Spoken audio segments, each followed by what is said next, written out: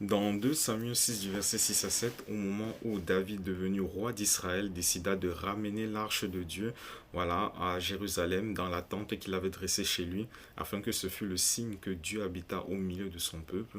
Voilà, il est dit justement dans ce passage-là que voilà, l'arche fut transportée dans un char neuf, voilà, dirigé par des bœufs, et d'un côté comme de l'autre, en fait, de ce char-là, il y avait 2 personnes, parmi lesquelles un nommé Uza, voilà, qui à un moment, lorsqu'il vit que les bœufs faisaient pencher l'arche, a étendu la main en fait pour essayer de redresser l'arche et ramener l'arche dans une bonne position.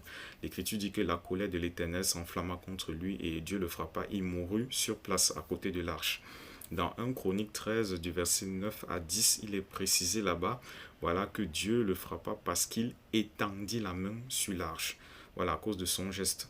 Vous savez, dans l'esprit, étendre la main, en fait, ça veut dire prendre autorité. Si vous prenez par exemple le cas au moment où Dieu a frappé l'Égypte de plusieurs plaies au travers de Moïse, si on prend le cas où il dit étends ta main vers le ciel et qu'il pleuve de la grêle sur le pays d'Égypte. Vous voyez un peu, si vous lisez de Exode au chapitre 7 jusqu'au chapitre 12, vous allez voir ça. Voilà, les différentes plaies. Donc je prends ce cas de figure là. Lorsque Dieu lui dit étends ta main vers le ciel, c'est une façon de dire prends autorité sur le ciel en mon nom et qu'il pleuve de la grêle sur le pays d'Égypte. Donc, quand Usa a posé ce geste, c'était un peu comme s'il prenait autorité sur Dieu, puisque l'arche symbolisait la présence de Dieu. Or, ça, c'est un sacrilège, en fait. Vous voyez un peu? Et il fut frappé directement, il tomba et il mourut.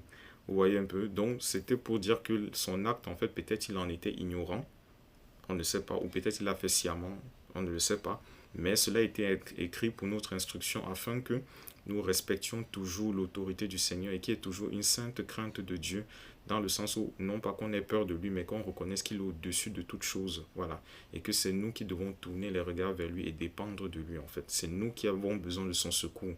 Dieu n'a pas besoin qu'on le secoue ou alors qu'on l'aide. Vous voyez un peu, voilà.